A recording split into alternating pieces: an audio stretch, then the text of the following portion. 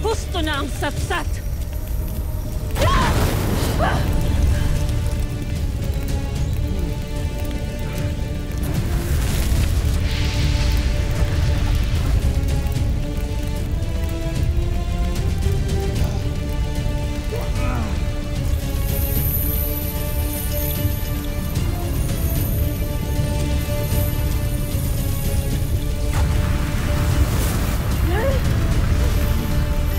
Damhin mo ang kapangyarihan at lakas ng aking Esperanto!